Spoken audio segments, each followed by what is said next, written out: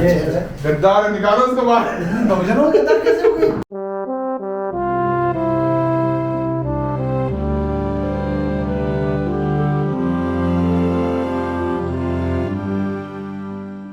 कैसे हो सम्राटो? मेरे जीवन में जो भी बदलाव आया है ना, उसमें इस कमरे की बहुत बड़ा अहम रोल रहा है। और आपको मैं कई बार बता चुका हूँ कि मेरे दादाजी का एक ऑपरेशन हुआ था और मुझे 1 महीने तक इस कमरे में रहना पड़ा था। उसी दौरान मैंने ये किताब भी पढ़ी और इसका नाम है रिच डैड पुअर डैड। अच्छा एक बात बताओ, आपके घर वाले क्या बोलते हैं? पढ़ लिख कर है ना सरकारी नौकरी करनी है, इतना ही एम होता है ज़्यादातर लोगों का, इससे ज़्यादा सोचते नहीं है। लेकिन ये किताब बोलती है कि आपको पढ़ लिख कर सरकारी नौकरी नहीं, आपको नौकरी देने वाला बनना चाहिए। बारिश तो तेज हो गई यार, मजाक मजाक में ही। अब ये मुझे है ना गाड़ी तक छोड़ने जा रहा है मेरा असिस्टेंट। कैमरा अभी मुझे राजा जैसा फीलिंग आ रही है। अच्छा बेटा मैं 1 घंटे से आऊँगा, यहीं खड़े मिलना मेरे को, ठीक है? यस। हमारा पूरा बिजनेस जो है ना इसी किताब के आजू बाजू घूमता है। कुल मिला के इस किताब का ये कहना है कि कोई ऐसा काम करो जब आप सो रहे हो ना तब भी आपका पैसा बन रहा हो। आज सारे के सारे अवेलेबल हैं। आज आज का हॉलीडे ज़्यादा मना रहा है ये सरकारी हॉलीडे। बाबा साहब की पेंटिंग अगर आप लोगों को लेनी है ना, जो ये दीवार पर टंगी है, तो वो हमारे पास अवेलेबल है। ये सारी की सारी 12 पेंटिंग्स है, बहुत सुंदर है और इनको फ्रेम करवाने के लिए जा रहे हैं हम अभी। तो अभी हम लोग जा रहे हैं इंडियन पोस्ट। और ये है ना ये वो कामों में से है जो उस किताब में लिखा है कि आपको नहीं करना चाहिए। इसलिए मैं बहुत चिढ़ता हूँ क्योंकि हर काम मैनुअल करना पड़ता है। वहाँ जाओ, खड़े हो लाइन में और दे दो, कोई बात नहीं, मेरे पास बहुत अच्छा वाला माइक है, वर्ल्ड का बेस्ट माइक है। अरे सनी, एक है ना कठिन सवाल तुम्हारे लिए। कठिन? हाँ बहुत कठिन सवाल है। अच्छा। सोच समझ के जवाब देना। बताओ।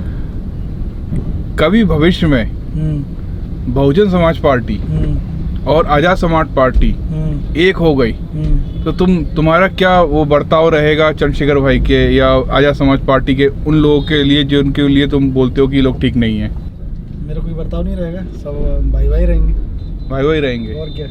आज एक फोन आया था, मतलब मैंने ही लगाया। अच्छा। वो किसको लगाया? मैंने बीमार भी कार्यकर्ता हूँ। अच्छा। हाँ मेरी अच्छी पड़ती है, पर लोग सोचते होंगे कि मैं ऑनलाइन क्या करता हूँ। नहीं भैया, अपने कार्यकर्ताओं को समझाओ कि थोड़ी जो लिखा करें ना, इतनी मर्यादा रखो। कभी इनकेस अगर विलय हो गया तो तुम एक दूसरे से निगाह कैसे मिलाओगे? यही तो मैं बोलना चाहता हूँ, यही मैं आप सबको भी बोलना चाहता हूँ कि भविष्य में अगर कभी है ना, चलो मायावती जी ने नहीं बुलाया लेकिन चंद्रशेखर भाई पहुँच गए कि नहीं अब हमें ना आजाद समाज पार्टी जो है बीएसपी में विलय करनी है, ठीक है? या बहन जी ने बोल दिया कि चलो आ जाओ हम गठजोड़ करके सरकार बनाते हैं, क्योंकि लोगों ने ये भी नहीं सोचा था कभी कि सपा और बीएसपी एक साथ आएगी, कभी नहीं सोचा था। लेकिन वो हुआ ना।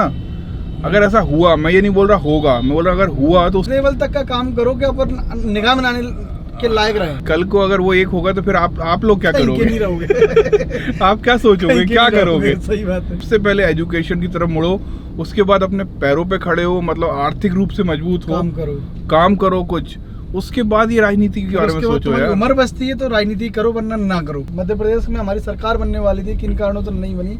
जो लोग अधिकारी हो सकते थे ना, वो आज बेचारे कन्नी बजा रहे हैं। कन्नी बजाना मतलब मजदूरी कर रहे हैं। अच्छा।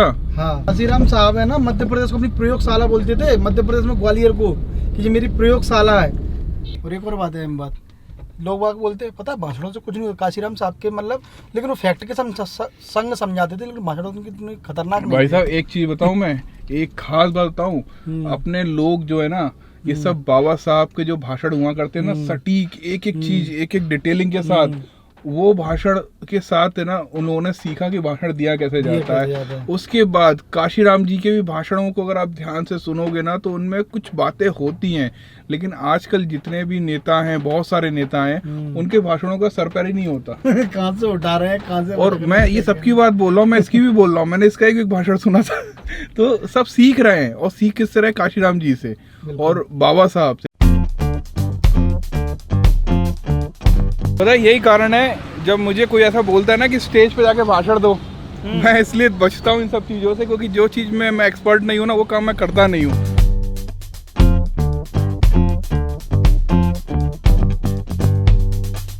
तो हम लोगों ने शुरुआत में ना ये बहुत सारी रिसर्च की थी और हमने ये सोचा था कि हम टी शर्ट सेल करेंगे, जो आज कर भी रहे हैं। धीरे धीरे पूरा सिस्टम क्रिएट कर रहे हैं। We are Indians, equality for everyone. ये कौन है? ये किसकी है? ये नाम ब्रांड नहीं, बहुजनों की। अच्छा। गद्दार निकालो उसको बाहर। बहुजनों के दर कैसे हो गई? ASP बहुजनों में गद्दार गद्दार कब से होने लगा? जब ASP वाले BSP को गद्दार बोल सकते हैं और BSP वाले ASP को गद्दार बोल सकते हैं, तुम भी गद्दार हुए फिर तो। नहीं तो ये राजनीतिक थोड़ी ना है, ये तो सामाजिक है। कैसी बात कर रहे हो? कहाँ से गद्दार होंगे हैं? तो ये गद्दार नहीं, उनकी टी शर्ट गद्दार। नहीं नहीं भाई साहब, कुछ नहीं है।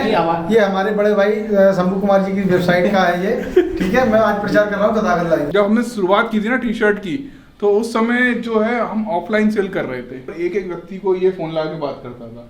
हमने मुश्किल से एक दिन में 10 टी शर्ट सेल कर पाते होंगे, और कितना टाइम लग जाता था? 5 से 6 घंटे एक कॉल, मतलब बात करने, एड्रेस लेने में इसमें बहुत टाइम समझाने में कि क्या है, कैसा आएगा, क्यों आएगा, कन्विंस करो इतनी महंगी, फोटो भी भेजो, व्हाट्सएप करो फोटो। तो ये सारा काम है ना मैनुअल कर रहे थे। और जो हम इतनी सारी जो किताबें सेल कर रहे हैं ना, अगर ये सारी किताबें अगर हम ऑफलाइन एक शॉप खोल देना, तो मुझे लगता है बहुत मेहनत का काम है। लेकिन वही काम है ना हम ऑनलाइन करते हैं। क्यों? कि हमने इतना कुछ अचीव कर लिया, इतना बड़ा ऑफिस कर लिया, और इस चीज़ का हमें अपने ऊपर कोई घमंड नहीं है। मैं जा रहा हूँ, ठीक है। मैं इसलिए जा रहा हूँ क्योंकि है ना आईना की ऑनलाइन क्लास एक लास्ट टाइम मिस हो गई थी, अच्छा, तो मुझे फिर से वो क्लास उसको अटेंड करवानी है। तो एक्सपेरिमेंट कर रहा हूँ एक्चुअली। में अगर कुछ चीज़ अच्छी चीज़ मुझे समझ आई ना, तो मैं आप लोगों को भी बताऊँगा। ठीक है, जा रहा हूँ मैं, बाय। तो नेक्स्ट टूर जो है ना वो हमारा पंजाब का होने वाला है, और उसका अपडेट मैं ना पंजाब पहुँच के ही दूंगा। और I love Punjab and also I love Punjabis. चलो उसी क्लास लगवा रहे। ये क्या कर रही हो?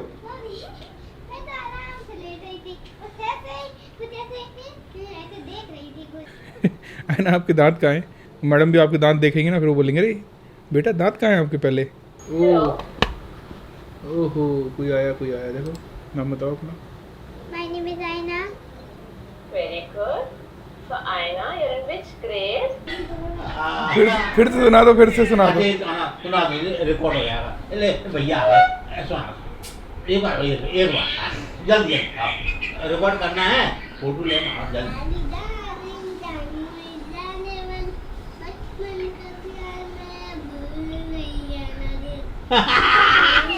अच्छा आप लैपटॉप चलाओगे? आपको तो दीदी को तो पसंद नहीं आ रहा, तो वो ऑनलाइन क्लास जो थी ना वो थोड़ी सी मुझे ऐसा लगा कि आयना को लेवल की नहीं है। आयना को बोर लगी। मतलब और भी ज्यादा फनी होनी चाहिए थी, उतनी फनी थी नहीं वो। मैं इनसे बात कर लूं थोड़ी सी? नहीं, मैं बात कर। थोड़ी सी, हाँ। ठीक है। आप सुनना है बैठ के, आप भी सुनना। बाबा साहब ने हमारे लिए बहुत कुछ किया, और ये चीज़ हमको कैसे पता चली पता है आपको? उन्होंने हमारे लिए किताबें लिखी। वो किताबें जब हमने पढ़ी तब हमको पता चला बहुजनों का हज़ारों साल का इतिहास। जैसे मैं हूँ, मैं बड़ा हूँ, मैं अपने जीवन भर में जो भी कुछ करूँगा वो ये देखेगा और उससे आगे कुछ करने की कोशिश करेगा, अगर समझदार निकला तो। क्यों? हाँ, कुछ अच्छा करोगे? आगे रुका। पक्का? ये तो बिल्कुल जवाब तो ऐसे देता है पूरे फुल कॉन्फिडेंस से। उसी तरह से ना दुनिया के बहुत बड़े बड़े राइटर्स हैं जिन्होंने ना बहुत अच्छी अच्छी किताबें लिखी हैं। उन्होंने अपने पूरे जीवन का एक्सपीरियंस है ना उन किताबों में शेयर किया है। उनमें से एक व्यक्ति है ये, वर्ल्ड की बेस्ट सेलिंग किताब है, और है ना लगभग हर भाषाओं में आपको ये किताब मिल जाएगी। और इसके अंदर आपको ना क्या लिखा है वो कुछ खास बात बताता हूँ, और आप ही के तरीके से। इसमें जो राइटर है उनका नाम रॉबर्ट है, और ना बचपन में इनके ना 2 पिता थे। मतलब एक पिता इनके थे और दूसरे पिता इनके दोस्त के पिता थे। तो इनके जो पिता थे ना उन्होंने पीएचडी कर रखी थी, और इनके जो दोस्त के पिता थे ना वो 8वीं पास थे। और जो इनने पीएचडी कर रखी थी वो यही बोलते थे बेटा बहुत मेहनत करो, बहुत पढ़ाई करो और एक सरकारी नौकरी कर लो। इनके दोस्त के पिता थे ना, तो वो ये कहते थे कि बेटा बहुत पढ़ाई करो लेकिन है ना नौकरी मत करो, नौकरी देने लायक बनो। रॉबर्ट के पिता बोलते थे बेटा पैसा है ना हर फसाद की जड़ है, और है ना ज़्यादा बड़े सपने मत देखो, ज़्यादा बड़े सपने देखोगे तो उनके पीछे भागते रहोगे, ज़िंदगी ऐसी ही निकल जाएगी। लेकिन जो रॉबर्ट के दोस्त के पिता थे ना वो बोलते थे बेटा पैसा ना होना ही हर मुसीबत की जड़ है। अब महंगी से महंगी चीज़ें खरीदने के बारे में सोचो, और उसको कैसे खरीद सकते हो उसके लिए पैसा कमाने के नए नए आइडिया सोचो। रॉबर्ट ने है ना अपने दोनों पिता को है ना बर्बाद होते और आबाद होते हुए देखा। आबाद कौन हुआ पता है? 8वीं क्लास का वो व्यक्ति, क्योंकि उसने प्रैक्टिकल नॉलेज से ना बहुत कुछ सीख रखा था। और जो दूसरा व्यक्ति था उसके पास एक ही थ्योरी थी जो ज़्यादातर बहुजनों के पास होती है, सरकारी नौकरी कर लो, जीवन भर आराम से निकाल दो, एक घर खरीद लो, उसे किराए पे चढ़ा दो और उसका पैसा आता रहेगा और जीवन ऐश में कटेगा। और ज़्यादा डीप में नहीं घुसूंगा, लेकिन आपको एक बात और बताता हूँ कि अगर थोड़ा बहुत पैसा कमा भी लेते हैं ना तो वो क्या करते हैं पता है? पड़ोसी के पास कार है तो हम भी एक कार ले लें, पड़ोसी के पास सोफ़ा है तो हम भी एक सोफ़ा खरीद लें, पड़ोसी के पास एक महंगा मोबाइल है तो हम भी एक मोबाइल खरीद लें। तो ये सारी चीज़ें खरीद के है ना वो अपना नुकसान तो कर ही रहे हैं, क्योंकि अगर आप कार खरीदोगे तो कार की मेंटेनेंस कराओगे, पेट्रोल डलवाओगे, पैसा कहाँ से आएगा? और पैसा डालोगे और आप गरीब पे गरीब होते चले जाओगे।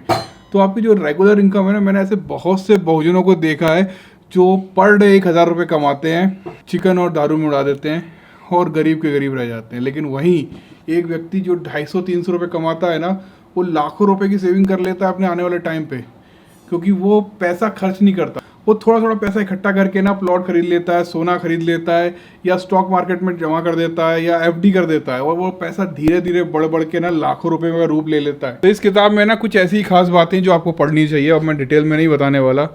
क्या हो गया है ना, बताओ कहाँ है, कहाँ है, कहाँ है, कहाँ है, कहाँ पर है?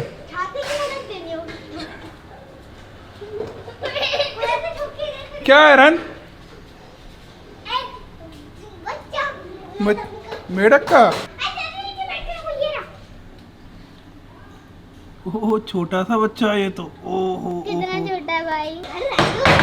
की पार्टिंग बोल दो, बाय बाय। की पार्टिंग बोल दो, बाय बाय बाय।